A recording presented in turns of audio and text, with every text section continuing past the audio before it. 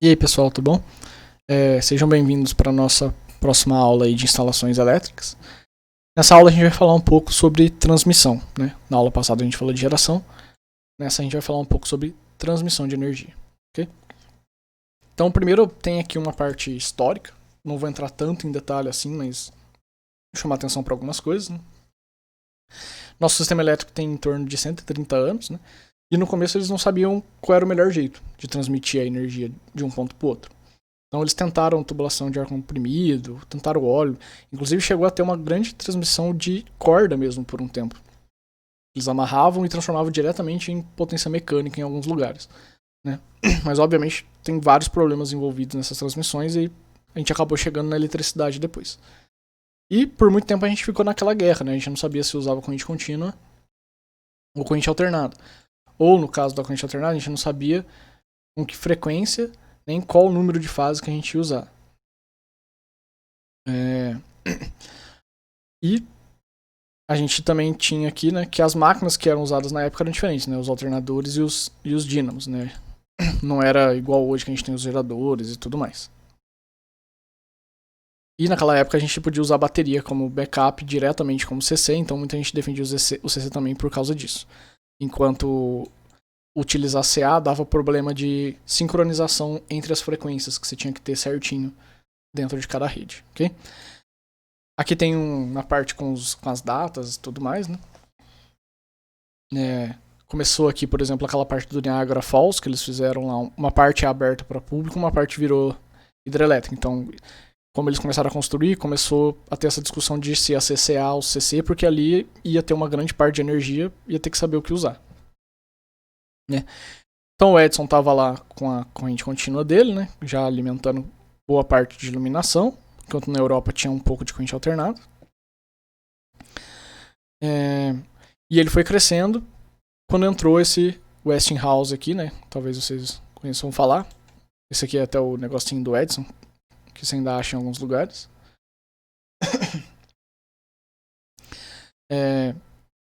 E aí começou a ter a disputa, então, né?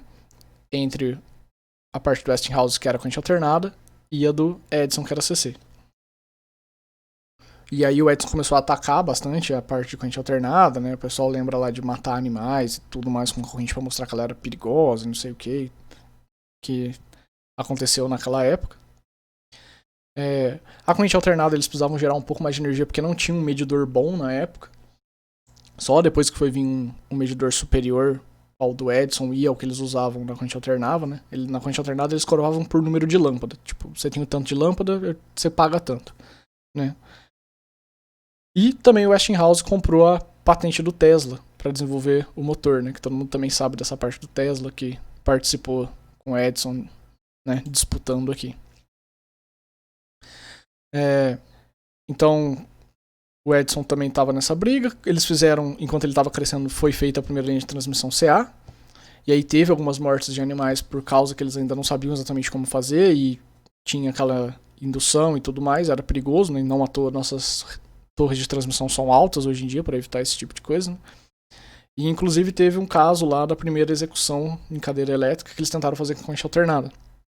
Só que o valor era muito baixo. E aí o cara ficou lá sofrendo na cadeira por um tempo, que também foi um negócio que na época eles ficaram chamando muita atenção. Mas em 92 o Tesla conseguiu arrumar o motor de indução e Niagara Falls acabou ficando com a corrente alternada, já dado também todas as outras descobertas que estavam acontecendo e tudo mais. Então aí o Edison não teve muito o que fazer, ele também começou a fazer algumas coisas em corrente alternada, né? Transformador, alternador.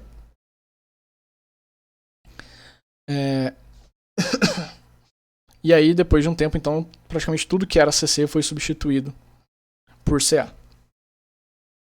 Aí eles começaram a formar as regiões maiores e tudo mais, até apareceu depois os HVDCs modernos, que eu vou falar mais pra frente também, quando a gente geralmente usa eles ou não. E aqui chega a falar também de alguns blackouts que tiveram lá e tudo mais. E da crise do petróleo, que também fez surgir a parte renovável, né? Porque lá é muita parte térmica. Bem, então aqui é só mostrando basicamente, se vocês quiserem ler em detalhes depois, fala aqui certinho. Bem,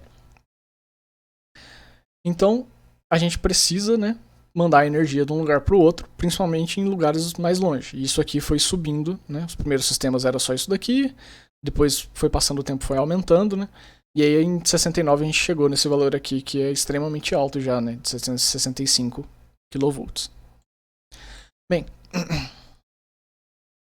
então o que a gente tem hoje em dia, basicamente? A gente tem grandes redes de transmissão que são todas interligadas, em alguns lugares grandes também e tudo mais, CA, e a gente tem um pouco de CC, que é para longa distância ou para interligação de sistema, mas eu também já vou explicar melhor. Então vamos ver o Brasil. Isso daqui é o horizonte de 2024 das nossas linhas de transmissão, né? Qualquer pessoa pode checar isso daqui lá na ONS, que é o Operador Nacional do Sistema. A gente chama de SIN, né? Sistema Interligado Nacional, e ele tem mais de 140 mil quilômetros de linhas de transmissão. Vocês podem achar isso aqui bastante, né? 140 mil quilômetros de linha de transmissão, mas quando a gente falar de distribuição, vocês vão ter uma ideia do porquê trabalhar com distribuição é mais difícil. Esse tanto aqui de linha de transmissão não é nada perto da área de concessão de algumas concessionárias, porque é muito mais fio na distribuição do que na transmissão. Mas bem, a aula de hoje é de transmissão, né? Então aqui tem a legendinha, que dá pra gente ver aqui que tem quais são as nossas linhas de transmissão. O que dá pra chamar a atenção aqui, né, é a saída de Itaipu para São Paulo, que tem tanto uma parte de 750 kV, que é a altíssima tensão, né, quanto uma parte CC. E a gente também tem um link CC que vai também ligando de São Paulo a parte lá do Rio Madeira, né? E o que tiver aqui é a parte que a gente ainda vai construir. O que é interessante aqui, né? A gente ainda não tem uma ligação com Roraima. Roraima depende da geração que a gente traz da Venezuela. E parte do Acre e de Rondônia depende um pouco da Bolívia, que também é gás natural. Então a gente depende de outros países ainda. A gente ainda tem que trazer mais para cá nossas linhas de transmissão.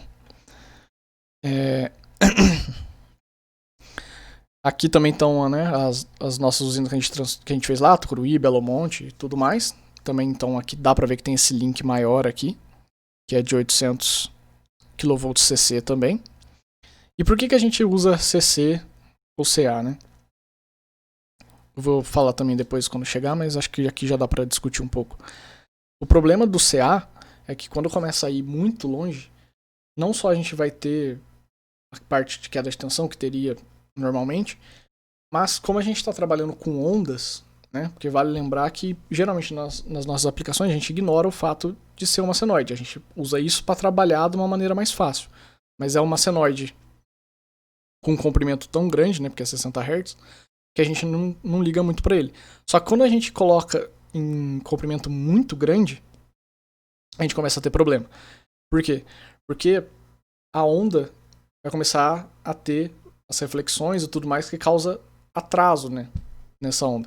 Então, eu posso ter pontos onde eu vou ter sobretensão, não porque eu tenho algo elevando o meu nível de tensão e tudo mais, mas porque a onda lá tá maior do que o ponto, e eu posso ter pontos extremamente baixos onde é a parte que a senoide está indo para baixo, que é a parte. Então essa parte de ondas é um negócio que você tem que olhar nesse caso de transmissão, não só a parte, né, no tempo, mas também no espaço. Então, por causa disso, fazer uma linha muito longa dá vários problemas. Então a gente precisa fazer compensação no caminho, a gente precisa saber qual é a distância que vai chegar para saber o quanto que tem que ter. Mas, como é corrente alternada, se eu precisar fazer uma subestação no meio do caminho, vai crescer um centro aqui, eu vou puxar aqui para ligar em alguma coisa, eu preciso só de uma subestação que tenha transformador, que é um negócio que a gente já está acostumado a usar, para transformar esse cara e conseguir colocar em outro. É uma conexão fácil de fazer, por mais que tenha isso a se levar em conta. Porque daí eu ajusto na própria subestação qualquer problema que eu tiver. Óbvio que eu quero gastar menos dinheiro e ter um projeto bem feito para não precisar ficar compensando muito ou fazendo outras subestações. Mas se precisar é fácil de fazer. Agora, no caso da DC, a gente não tem essa opção. Quando a gente sai, por exemplo, desse ponto aqui de Tucuruí e vai aqui para os grandes centros, né, Rio de Janeiro e São Paulo, a gente não tira energia no meio do caminho. Não tem como fazer isso. Porque é muito caro. Muito caro. Tipo, ela é melhor em vários aspectos, só que é tão caro, tão caro, tão caro, tanto transformar ela em tensão alta quando tu voltar aqui, né? Porque o gerador é CA. Eu tenho que pegar esse gerador que tem um nível, elevar essa tensão, que eu também já vou discutir por que a gente eleva ainda mais a tensão. Elevar a tensão em CC para transmitir, para depois pegar a tensão em CC, para transformar em CA, para daí abaixar, essas subestações ficam muito mais caras do que as subestações normais.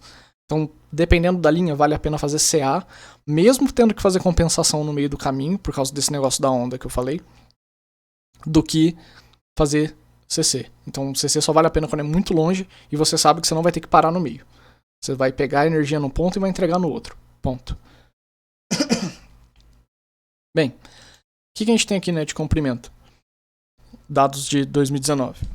Tem aqui detalhado certinho quanto que a gente tem e quanto que a gente provavelmente vai ter de cada nível aqui das nossas linhas, né? A gente vê que vai aumentar um pouco aqui de 500, bastante, que é o que está indo lá para o norte, mas os outros não vão mudar tanto assim.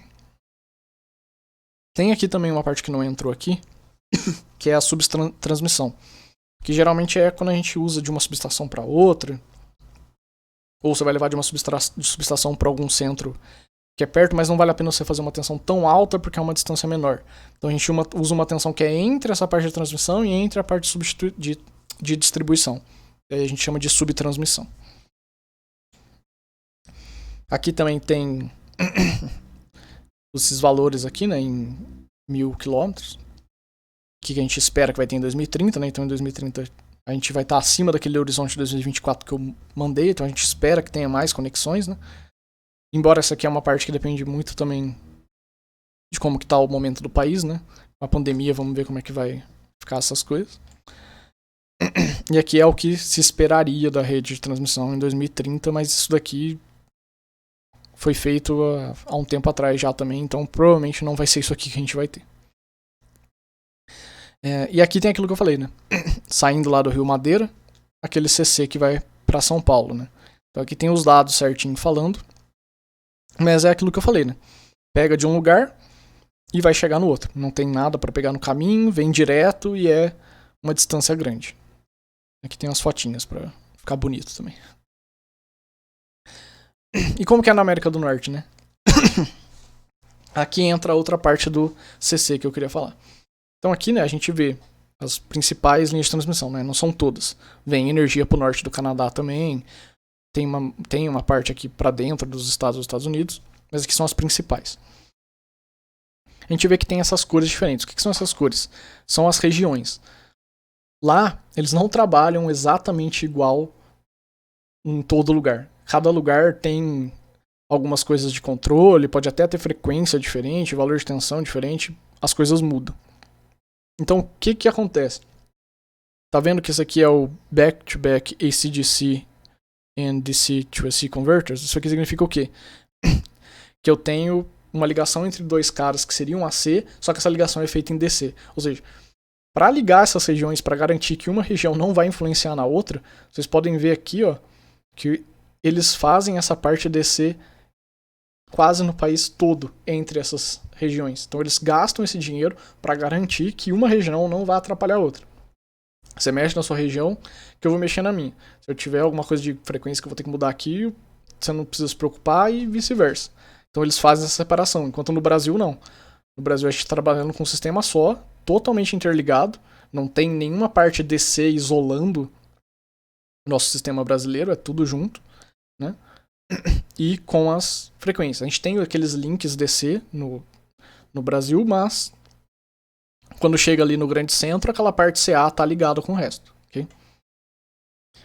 E aqui tem um pouco falando dessa parte de HVDC, que foi aquilo que eu falei, né? Tipo, quanto que você pode usar, que ela geralmente é para longa distância, dá para usar ela também na parte de mar, né? Que a gente tem que mandar também na água.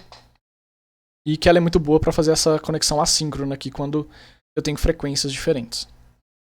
Mas bem, como eu falei, a gente joga essa tensão para cima, né? A gente usa os transformadores. E por que a gente usa, né? Vamos avaliar um caso aqui. Vamos ver, ó, esse gerador, né? Seria um gerador aqui com 1000 megawatts de potência. E eu vou transmitir a energia dele para uma carga que está a 20 km de distância. Então nem é um negócio muito longe, mas está a 20 km de distância. Bem, A tensão nominal desses geradores geralmente é de 20 a 30 kV, né? Tensão de linha. Bem, então, supondo que a minha tensão do gerador vai ser 20 kV, vamos considerar que eu vou mandar energia desse jeito mesmo. 20 kV. Então eu posso calcular aqui a corrente de fase, né? Eu sei que é 1000, eu divido por 3. Eu tenho a minha tensão de fase que é 20, eu divido por raiz de 3 para ficar com a tensão de linha é 20 kV, eu divido por raiz de 3 para ter minha tensão de fase. Vamos falar que é fator de potência unitária só para ficar mais fácil mesmo. Eu sei que eu chego numa corrente de fase aqui, que é 28,86 kA por fase. Certo? Vamos olhar agora para a resistência do meu fio, né? Então, eu sei a resistitividade do cobre, e para uma linha de 20 km eu vou ter essa formulazinha aqui, né? Considerando um condutor de 25 mm², eu vou ter esse cara. Eu vou ter uma perda ôhmica de 148 MW por fase nesse caso. Ou seja, essa perda vai representar 44%. Ou seja, quase metade da energia que eu gerei, eu perdi. Porque eu simplesmente mandei ela para frente sem fazer nenhuma análise. Agora vamos olhar essa queda de tensão aqui. Ok? Bem, isso daqui é o modelinho que a gente tem geralmente para linha de transmissão, né? É uma capacitância aqui, que faz a conexão com o chão mesmo, que a gente considera. A gente também tem entre as linhas, mas aqui é entre o chão. A parte da resistência e a parte da indutância, né? Porque a resistência é a parte onde vai, querendo ou não, ter aquela de tensão no fio. Eu vou falar isso depois mais pra frente. E a indutância porque eu vou ter um campo ali que tem uma corrente passando, não tem o que fazer, vai ter uma indutância. Quando a gente trabalha com transmissão, a gente joga praticamente tudo fora e fica só com a indutância. E uma reatância típica para uma linha dessa tem isso daqui por fase. Então, se a gente avaliar aqui, a queda de tensão nessa linha, né, se eu considerar esse valor típico aqui com essa corrente, é de 25,17 kV por fase. O que é absurdo, né? Porque se a gente lembrar, a nossa tensão era de 11,55. Ou seja, não tem como. Não tem como transmitir toda essa energia com uma linha de 20 km com um nível de tensão de 20 kV. Não dá. Agora vamos ver se a gente usar um transformador. Se a gente passar essa tensão de 20 para 200. Se a gente fizer isso, passar de 20 para 200, vamos recalcular tudo. Agora minha corrente é 2,89 ao invés de 28,9 kA. A minha perda agora é 1,48 MW e não 148 MW, ok?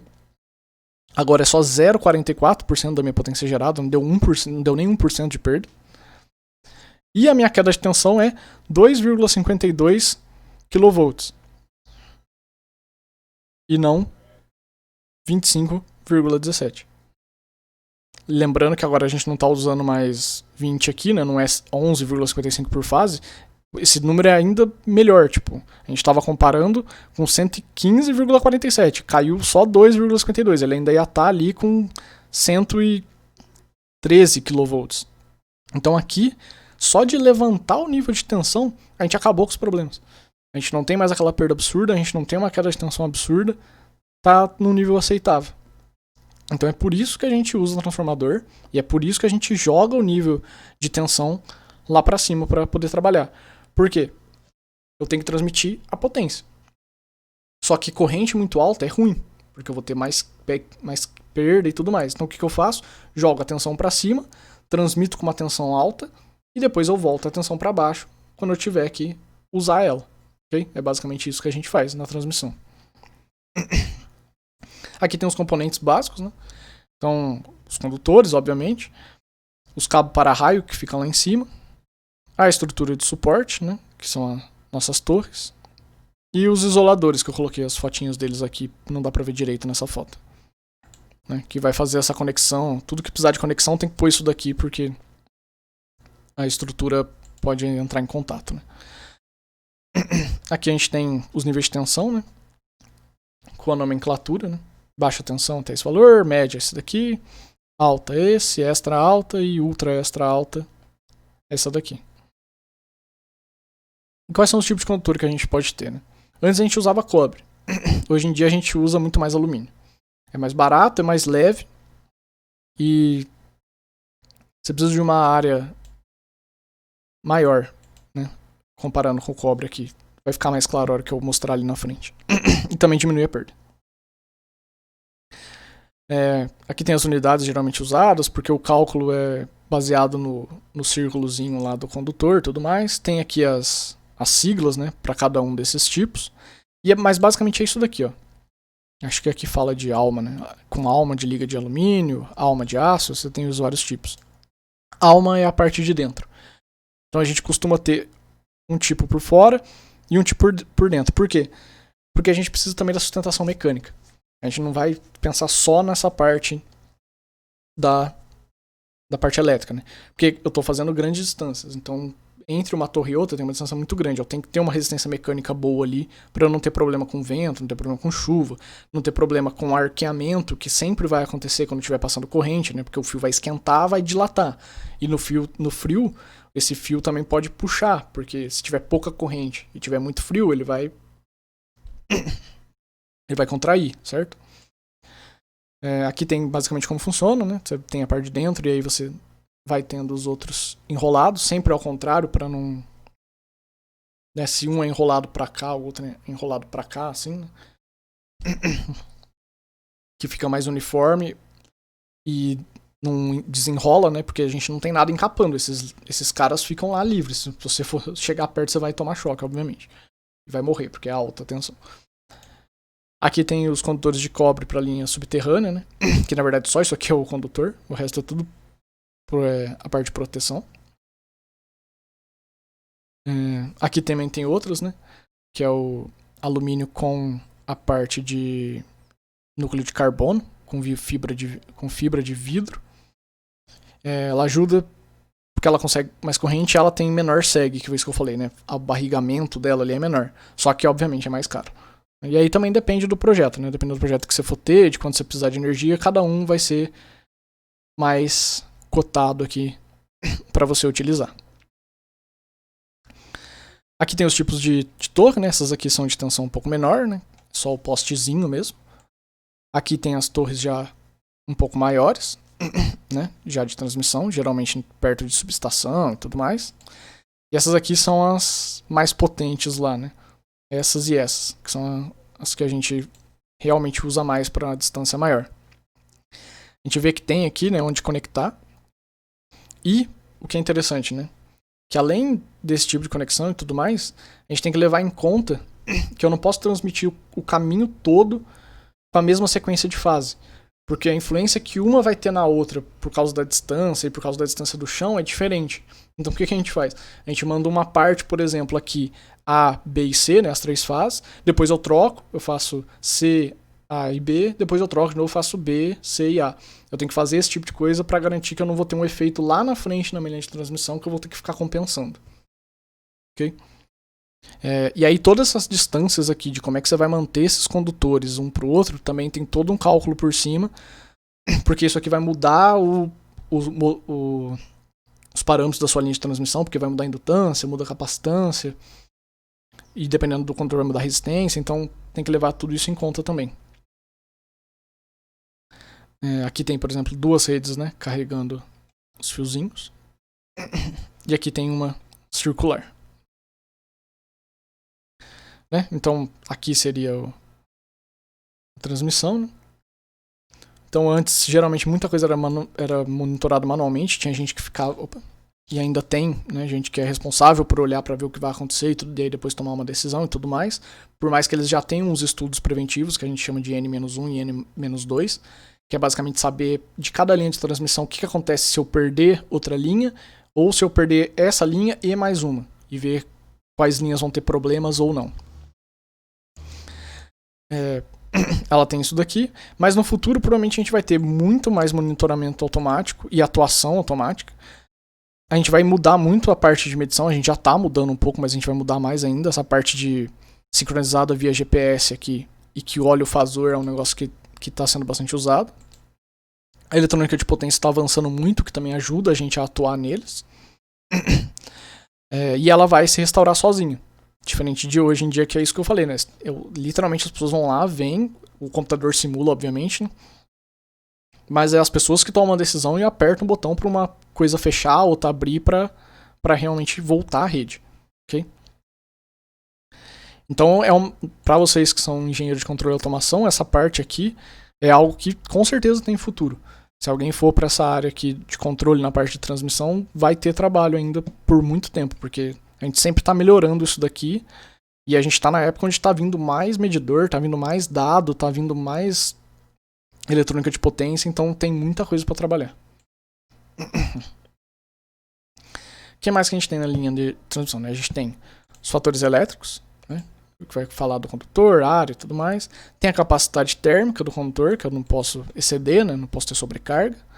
O número de condutor, que é aquilo que eu falei, de saber certinho o que está acontecendo. E os parâmetros da linha também, que eu vou discutir agora. A gente tem fator mecânico, né? Então, como eu falei, tipo, não no Brasil não vai ter neve, né? Mas vai ter vento, vai ter chuva, vai ter neve em outros lugares, vai ter o seg, então a gente tem que levar em conta o fator mecânico. Tem a parte ambiental, né?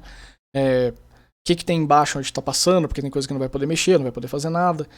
Onde está passando, vai passar perto de cidade ou não, tudo isso é importante. Querendo ou não, tem uma parte um pouco do visual, do impacto visual. Tipo, muita cidade obviamente não quer linha de transmissão passando perto. E tem o fator econômico, né? Que obviamente a gente quer gastar menos dinheiro possível para fazer isso. Então a última coisa que eu vou falar aqui é daquele modelinho que eu mostrei lá, né? Que tem a resistência, o capacitor e tudo mais. A resistência basicamente é a dissipação de potência, né? Porque vai passar a corrente, vai ter perda, não tem o que fazer. A condutância, né? Que é uma resistênciazinha que está junto com aquele capacitor lá. Eu não mostrei, mas ele está aqui. Ela representa a corrente de fuga no isolador, porque não tem muito o que fazer. Ela depende das condições de operação da linha, né? Porque esse tipo de coisa aqui depende de qual o nível de poluição que eu tenho, se eu tenho muito dejeto no ar, qual a umidade, se está ionizado, esse tipo de coisa.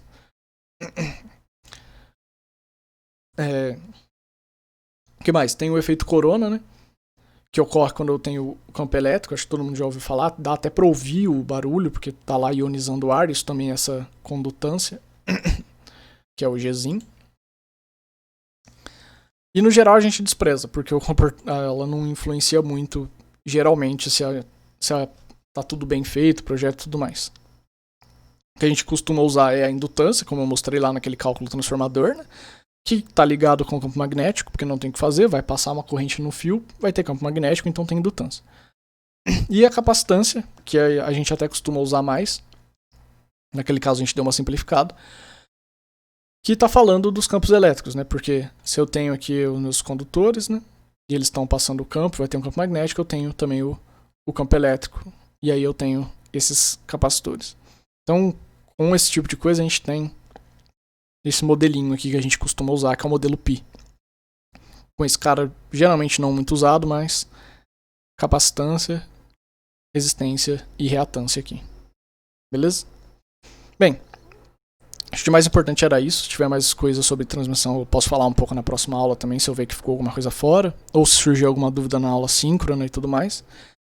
Qual que é a tarefa que eu quero para vocês? Eu quero que vocês falem para mim sobre um efeito que eu não discuti aqui de propósito. Quero que vocês pesquisem, né, discutam e me indiquem uma referência sobre o efeito pelicular.